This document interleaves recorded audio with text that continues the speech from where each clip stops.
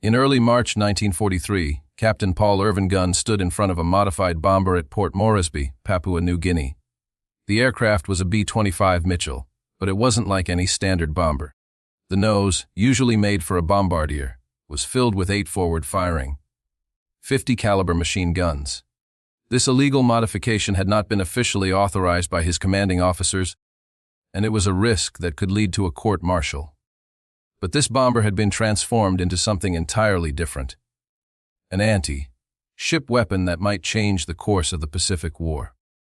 Gunn had no idea at the time, but this unauthorized modification would lead to one of the biggest defeats the Japanese Navy would suffer in the entire Pacific campaign.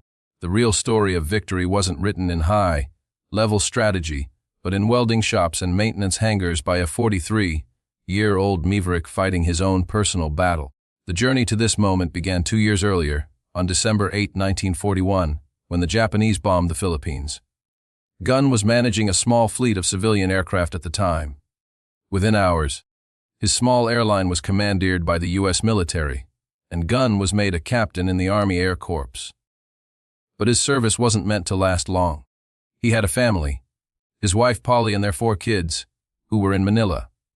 When the Japanese forces advanced too quickly for his family to escape, Gunn had to make a hard choice: leave them behind or follow orders. He chose to evacuate to Australia, believing it was the bigger picture, even though it meant abandoning his loved ones. Soon after, he learned that his family had been captured and placed in an internment camp. This news shattered Gunn. The man who had been committed to duty was no longer the same. The anger and heartbreak fueled a new kind of drive in him. If he couldn't save his family, he could destroy the Japanese forces that kept them imprisoned. He wasn't just fighting the war, he was fighting for revenge. By mid-1942, General George Kenney had taken over the Allied air forces in the Southwest Pacific. Morale was low, the equipment was poor, and the Japanese controlled the skies. The bombing from high altitudes wasn't working. It gave ships plenty of time to maneuver. The B-17, the Flying Fortress, couldn't hit anything, and Japanese convoys kept resupplying their troops. But Kenney had an idea: skip bombing. He'd been thinking about it for years. A low-altitude bombing technique that could hit ships where they were weakest. But there was a problem. The planes they had couldn't do it. That's when Kenney heard about Captain Gunn. Gunn had been modifying aircraft on his own. He'd taken light bombers and replaced their bombardiers with 50-caliber machine guns to suppress enemy fire before dropping bombs. The results were amazing. Gunn's planes flew in low, guns blazing, and hit their targets before the Japanese had a chance to react. Kenney knew he had to get Gunn on his side. He assigned him to a special project and gave him an impossible mission: modify every A-20 bomber in the theater for low-altitude attack. Gunn worked tirelessly, often 18-hour days, scavenging parts from wrecked aircraft and using makeshift tools. Soon, he had a modified A-20 ready to go. The aircraft was a success. Low-level strafing destroyed enemy aircraft and demonstrated the potential of Gunn's modifications. Kenney didn't stop there. He wanted Gunn to do the same thing with the B-25 Mitchell bomber. The B-25 could carry more bombs, fly farther, and mount even more guns. If Gunn could turn the Mitchell into a gunship, it could become a devastating weapon against Japanese ships, and that's exactly what Gunn did. The B-25s, now equipped with forward-firing guns, went into action. The results were nothing short of revolutionary. The Japanese defenders, used to high-altitude bombers they could see coming, were caught completely off guard. The attack was a success, and the modified bombers became one of the most effective anti-shipping tools in the Allied arsenal. Gunn had not just innovated, he had changed the way the war was fought in the Pacific. All because of his personal drive and a desire for vengeance. What started as an unauthorized modification would go on to help win the war. The B-25 Mitchell was originally designed in 1939 as a medium-altitude level bomber. It was a twin-engine aircraft with a wingspan of 67 feet 7 inches, powered by 2 Wright R-2 radial engines, each generating 700 horsepower. The bomber typically carried 6 50-caliber machine guns for defense and could hold up to 3,000 pounds of bombs. Its crew consisted of 5 members: pilot, co-pilot, bombardier, radio operator, and gunner. Named after General Billy Mitchell, a controversial air power advocate who was court-martialed in 1925. The B-25 gained fame in April 1942, when Lieutenant Colonel James Doolittle led 16 of them on a daring raid against Tokyo. Although the raid caused minimal damage, it provided a massive morale boost and forced Japan to keep fighter aircraft at home to defend the mainland instead of sending them to the front lines. However, the B-25's primary role remained medium-altitude bombing, which was ineffective against ships. Captain Paul Irvin Gunn saw potential in the B-25 that no one else recognized.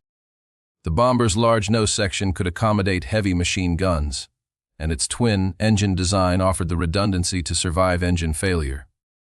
Its sturdy build could absorb punishment, and it had enough range to reach Japanese shipping lanes, something the shorter-range A-20 couldn't do. In late 1942, Gunn began modifying B-25s in a maintenance hangar at Townsville, Australia, working with Captain Jack Fox, the North American aviation technical representative in the theater. Fox was supposed to ensure the aircraft followed factory specs, but he joined Gunn in creating the most successful unauthorized aircraft modification program of the war. The first step was removing the bombardier and the glass nose, which saved weight and eliminated a vulnerable spot for low-altitude attacks. In its place, Gunn installed a solid metal nose with four 50 caliber M2 Browning machine guns, all firing forward and operated by the pilot. Each gun held 500 rounds of ammunition, with a firing rate of 850 rounds per minute per gun, allowing the pilot to unleash a storm of bullets. But Gunn wasn't satisfied with just 4 guns. He added 2 more 50 caliber guns in cheek blisters on either side of the fuselage, below and behind the cockpit. These guns extended just beyond the propeller arc, ensuring that the bullets wouldn't pass through the propeller disc. The next modification was even more radical. Gunn locked the B-25's dorsal turret, which usually rotated for defense, in the forward position, adding 2 more guns to the pilot's control. The co-pilot could operate these guns using a sight, or the pilot could fire all the weapons at once using a master trigger.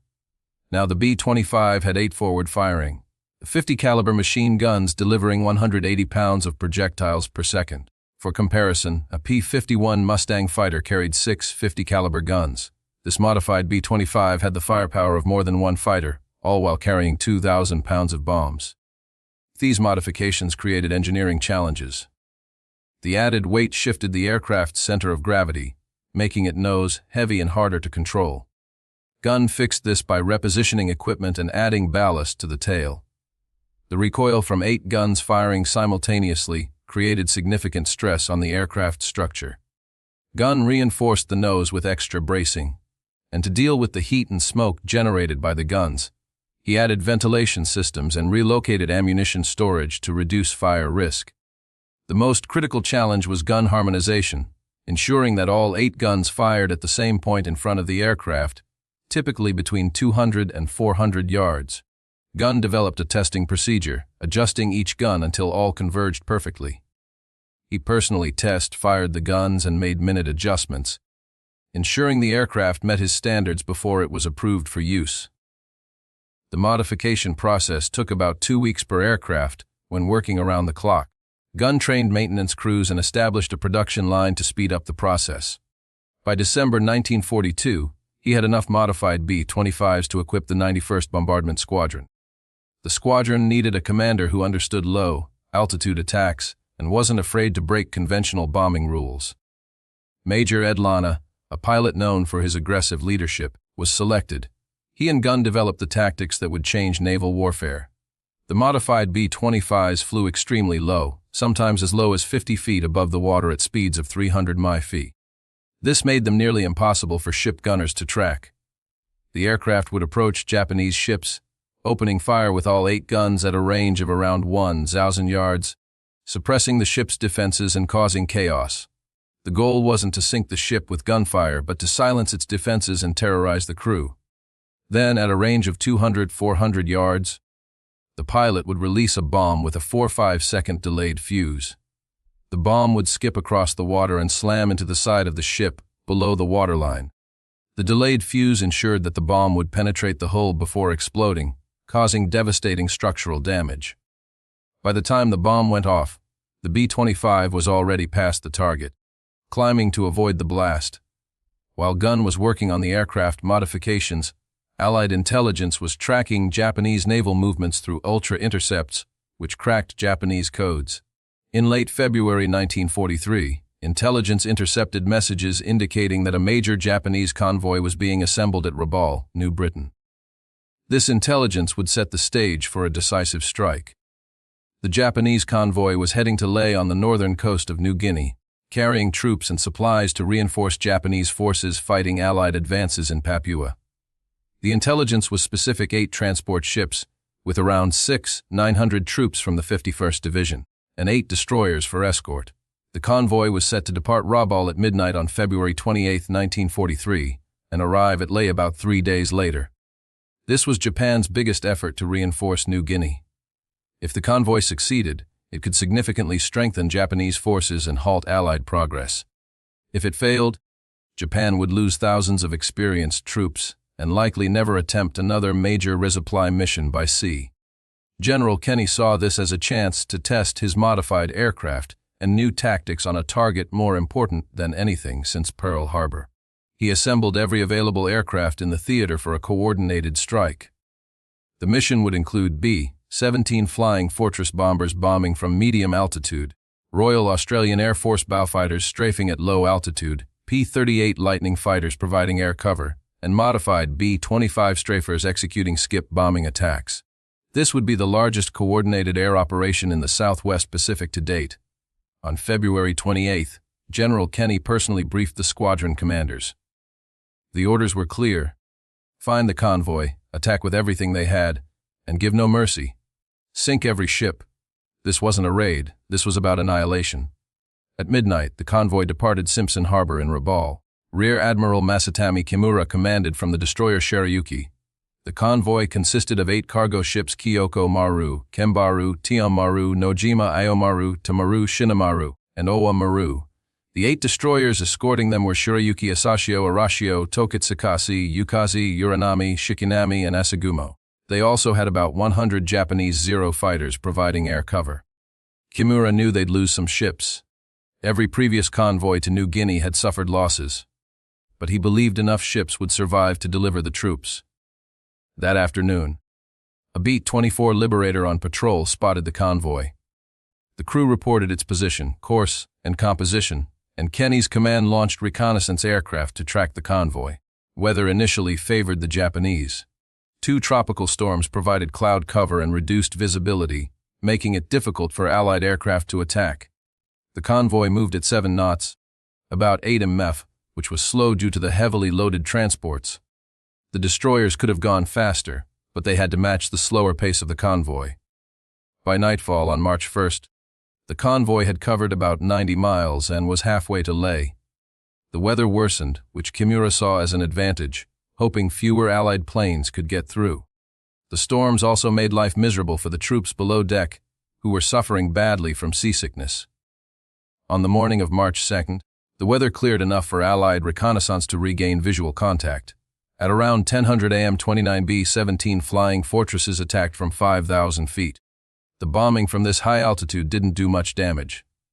Though the B-17s claimed some hits, Japanese records showed minimal damage. One transport might have been slightly damaged, but the main result was that the convoy had to alter course, slowing its progress toward Lae. Throughout March 2nd, more B-17 strikes continued, dropping dozens of bombs from various altitudes. The ships maneuvered to avoid hits, and Japanese fighters engaged the bombers. Several B-17s were damaged, but no ships were sunk. The high-altitude attacks were harassing the convoy, but not enough to stop it.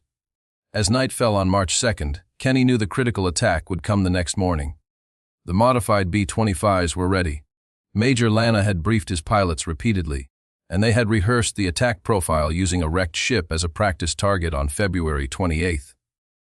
The pilots had practiced skip bombing, the Straffer guns had been harmonized, and the bombs were loaded. By the morning of March 3rd, the weather was perfect for an airstrike: clear skies, good visibility, and calm seas. Rear Admiral Kimura's convoy was now about 30 miles from Lae.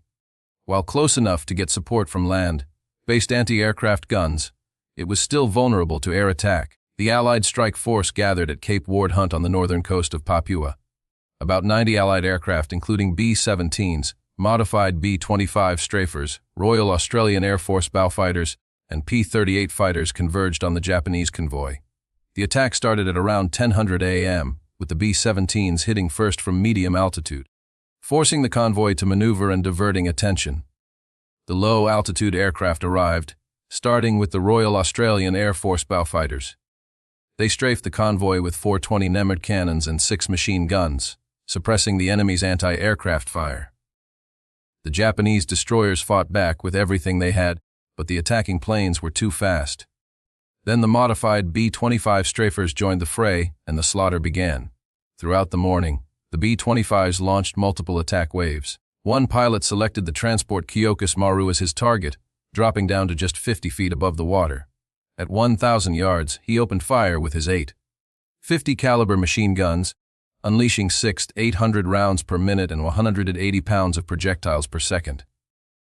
The tracers showed where the bullets were going, shredding everything in their path. Sailors were cut down where they stood. Anti-aircraft guns were destroyed. The bridge disintegrated under the barrage. Then the pilot released his bombs, 2 500-pound general-purpose bombs with delayed fuses. They hit the water about 200 yards from the ship, skipped once, and slammed into the hole just below the waterline. As the pilot pulled up and banked away, the bombs detonated, creating 2 massive underwater explosions that ripped the Kyokus Maru apart. The ship began to sink almost immediately, listing heavily to port, and would be at the bottom in less than 15 minutes. Other B-25s followed, each selecting their own targets and executing the same devastating attack. The Kembaru took multiple hits, with at least 3 B-25s attacking it. The combined gunfire killed most of the crew above deck. 4 bombs struck below the waterline, and the ship broke in half, sinking in less than 10 minutes. The Tiam Maru was strafed so heavily that fires broke out across its superstructure. 2 bombs hit below the hull, and the transport went down with nearly 4,000 troops still aboard. Nojima tried to maneuver, but it was too slow. A B-25 strafed it from stern to bow, then dropped 2 bombs into the engine room, crippling the ship. It would sink later that day. Meanwhile, bowfighters and remaining B-25s turned their attention to the destroyers. Shirayuki, Admiral Kimura's flagship, was hit by strafing fire that killed almost everyone on the bridge, including Kimura, who was wounded. A bomb struck near the stern, causing a magazine fire that led to secondary explosions. The stern blew off, and the destroyer sank. Tokitsukaze took direct bomb hits that ignited its fuel tanks, and within the hour, it was a floating inferno before sinking. Arashio collided with Nojima while maneuvering, suffered heavy damage, and was abandoned before sinking. Throughout the attack, Japanese Zero fighters attempted to protect the convoy, but the P-38 Lightnings engaged them at high altitude, while the B-25s stayed low, operating at masthead height where the fighters couldn't attack without risking hitting their own ships. The coordination between the planes was flawless, and the attack lasted for about 40 minutes. When the Allied aircraft withdrew to rearm and refuel, the scene was apocalyptic. 4 transports were sinking or already sunk, and 3 destroyers had been lost. The remaining ships were scattered, some damaged, others in chaos. Hundreds of Japanese soldiers and sailors were in the water, with bodies floating among the wreckage and oil slicks burning on the surface. That afternoon, Allied aircraft returned for more strikes. The modified B-25s found the surviving ships limping toward Leh. The attacks were methodical and merciless. Each ship was targeted individually, with B-25s coming in low, guns blazing, bombs skipping. More transports sank. The damaged destroyer Asashio took more bombs and went under. By nightfall on March 3rd, all 8 transports and 4 of the 8 destroyers had been sunk. Approximately 3,000 Japanese soldiers and sailors were dead or drowning, and another 700 were rescued by the 4 surviving destroyers and submarines sent from Rabaul. Only about first 200 troops made it to Leh, many without weapons or equipment. Of the 900 troops that started the journey, more than 700 were casualties. The convoy had been completely annihilated.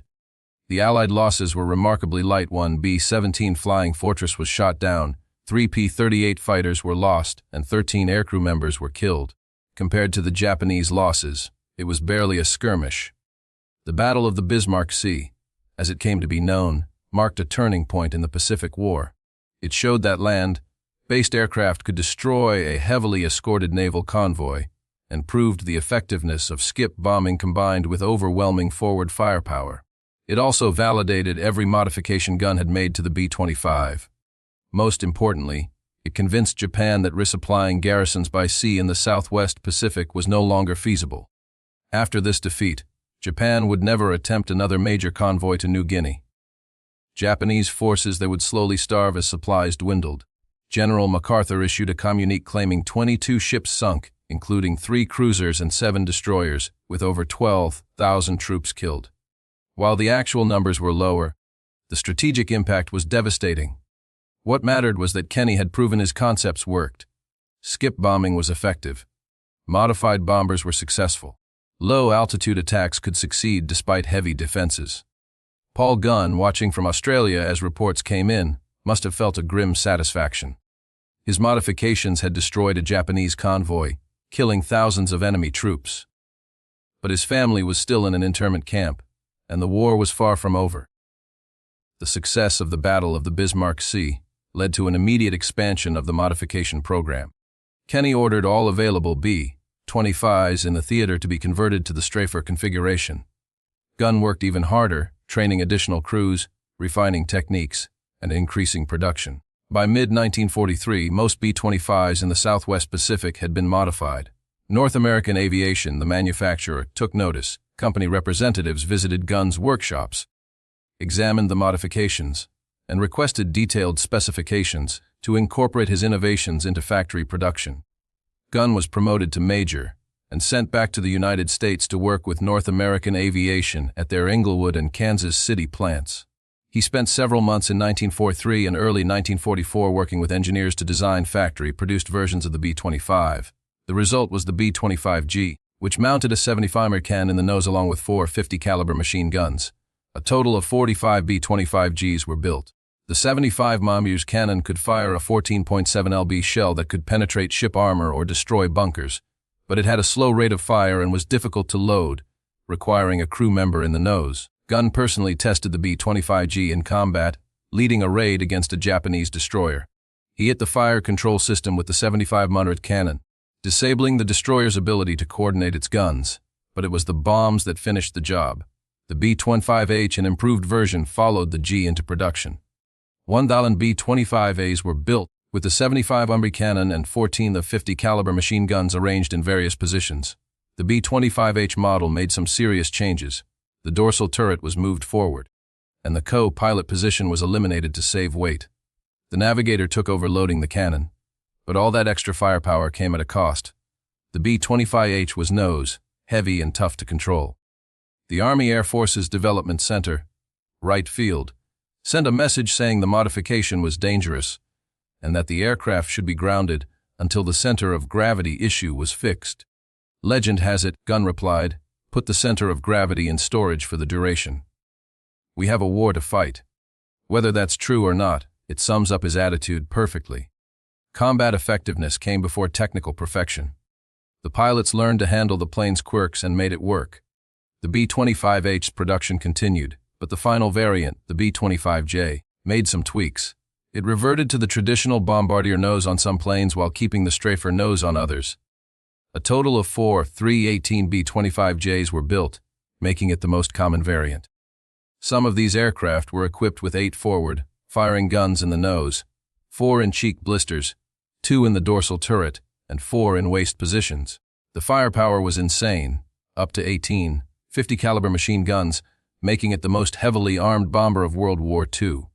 While that much firepower wasn't needed in most situations, it certainly had a psychological impact on the enemy. Japanese soldiers learned to fear the sound of the B-25's engines, knowing death was on the way. Throughout 1943 and 1944, the modified B-25s tore through Japanese targets across the Pacific. In August 1943, they attacked Japanese airfields at Wewak in New Guinea, destroying 174 aircraft on the ground and crippling Japan's air power in the region. Gunn had solved the range problem by adding auxiliary fuel tanks in the bomb bay, which extended the plane's range by several hundred miles. The Wewak raids helped break Japanese air superiority over New Guinea, allowing Allied ground forces to advance with minimal air resistance. In November 1943, a legendary raid took place at Rabaul Harbor. Major Raymond Jock Hennerbury led 38 B-25s in attack against the heavily defended harbor. The attack took place at masthead height, with P-38s providing top cover and phosphorus bombs creating smoke screens. Of the 38 vessels in the harbor, 30 were hit. A heavy cruiser, 3 destroyers, and numerous transports were sunk or heavily damaged. The raid showed that even the toughest Japanese positions could be wiped out by modified B-25s.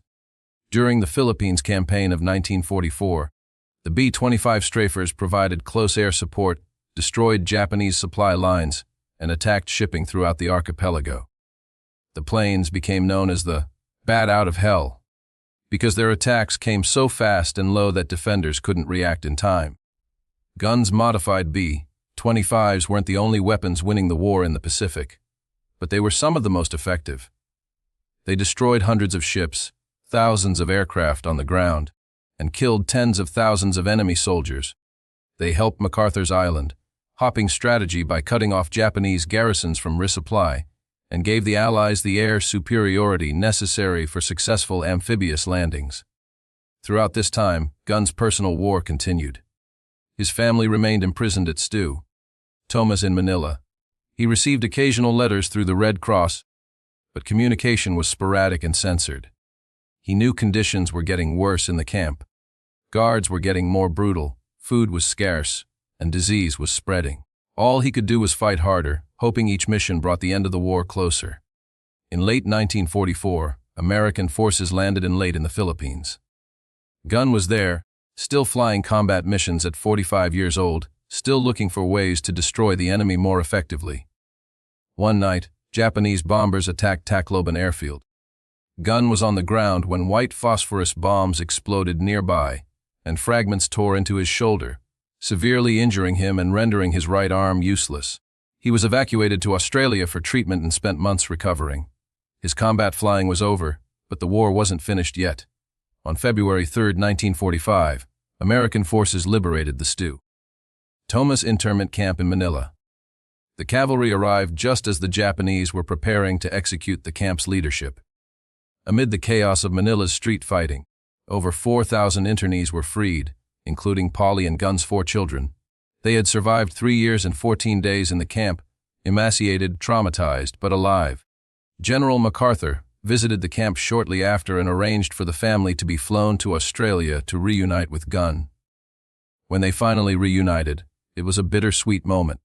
Gunn had left Manila on Christmas Eve 1941, and now after all these years he was holding his family again.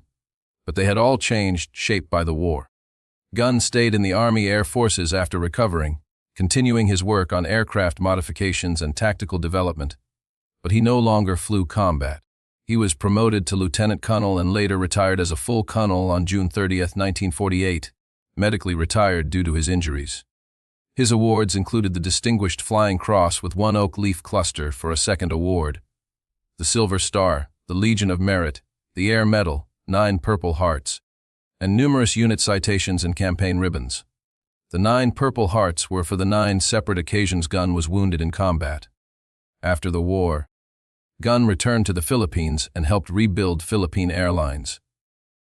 The country was recovering from the occupation and the destruction of liberation, and Gunn played a key role in restoring air transport, reconnecting isolated islands. He kept flying, taking risks, and pushing limits. On October 11, 1957, just 7 days before his 58th birthday, Gunn was flying a charter flight when his plane encountered a severe storm. The aircraft crashed, and Paul Irvin, Pappy, Gunn died doing what he loved, flying. He was buried at Barrancas National Cemetery at Naval Air Station Pensacola, where he had once been an instructor.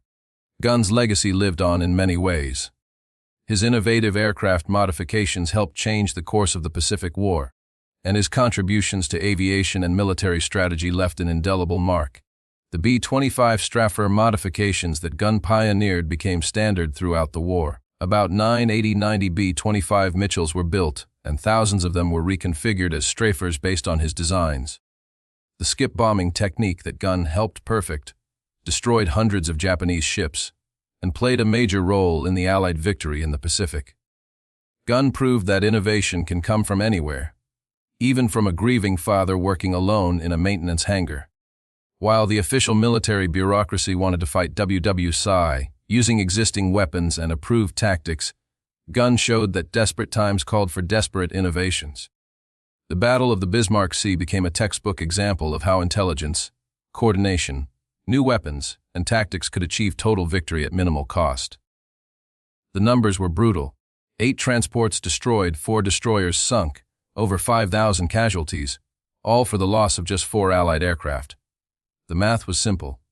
In a war where the enemy controlled the air, every ship destroyed represented dozens of missions that wouldn't have to be flown, hundreds of troops who wouldn't fight, and thousands of rounds of ammo that would never be fired. Taking out supplies before they reached the battlefield was the most efficient form of warfare. The modified B-25 made this possible. It could travel hundreds of miles to find enemy ships, suppress their defenses with overwhelming firepower, destroy them with skip bombs, and return to base for another mission. One B-25 could do what would have once required multiple types of aircraft to accomplish. Japan learned this lesson too late. After the Bismarck Sea disaster, Japanese commanders knew they couldn't move large convoys in daylight within range of Allied air bases. They switched to nighttime movements, used submarines for critical supplies, and increasingly relied on barges that could hide in coastal waters during the day. These tactics reduced losses, but didn't eliminate them. B-25 strafers hunted those barges just as efficiently as they hunted ships. Night-flying B-25s equipped with radar could track convoys in the dark. There was no safe time, method, or place for Japanese logistics in the Southwest Pacific. The stranglehold on Japanese forces tightened month by month, isolating garrisons across New Guinea, the Philippines, and the Pacific Islands. The Japanese troops fought bravely, but they were doomed, surrounded by dwindling supplies and no hope of resupply. By 1945, the modified B-25 had become the go-to anti-shipping weapon in the Pacific. The aircraft evolved with the B-25G and J models, which added even heavier armament. But the core idea, Gunn's original innovation, remained the same. A medium bomber converted into a flying gun platform capable of suppressing defenses and delivering devastating low-altitude attacks. When the war ended in August 1945, modified B-25s were still flying combat missions. In fact, they were among the planes that escorted the Japanese surrender delegation from Japan to Manila in mid-August. It seemed fitting that the aircraft that had played such a key role in defeating Japan would also witness its surrender. Post-war analysis by both American and Japanese historians confirmed the significance of Gunn's innovations. Japanese naval officers acknowledged that after the Battle of the Bismarck Sea, they knew they couldn't safely operate in waters within range of Allied air bases. The psychological impact of low-flying bombers was as important as the physical destruction they caused. Convoy commanders knew that B-25 strafers could appear without warning and destroy entire formations before defenses could respond. The modified B-25 had created a new kind of warfare, where medium bombers hunted ships with the efficiency of submarines and the firepower of cruisers. The impact of Gunn's innovations extended beyond the Pacific War. Post-war air forces around the world studied the lessons of skip bombing and forward-firing armament. The concept of the gunship, a plane designed primarily for gun attacks instead of bombing, became standard in many air forces. The AC-47, AC-119, and AC-130 gunships used in Vietnam and later conflicts were direct descendants of Gunn's modified B-25s.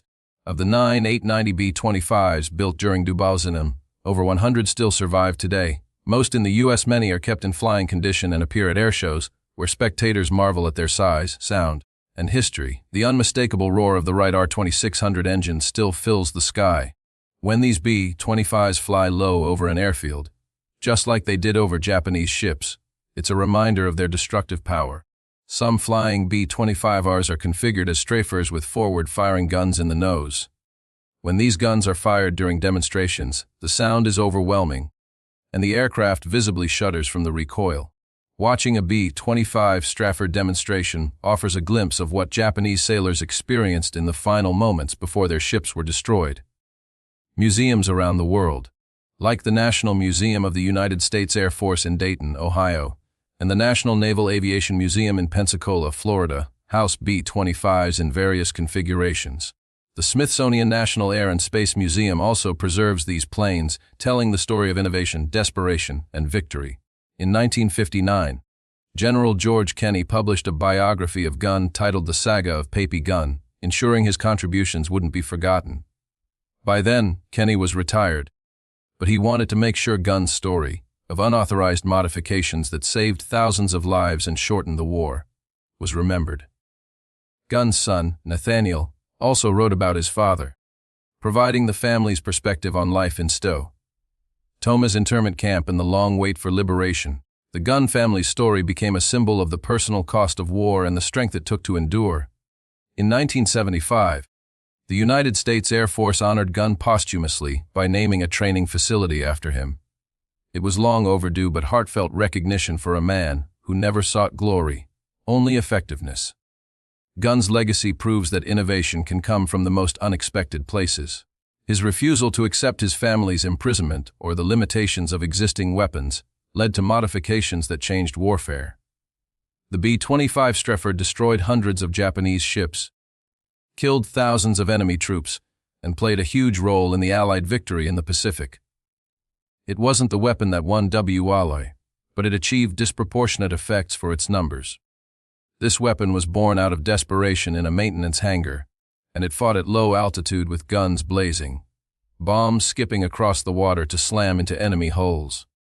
It crushed Japan's hopes of resupplying their forces and shortened the war, ultimately freeing one family from 3 years of imprisonment.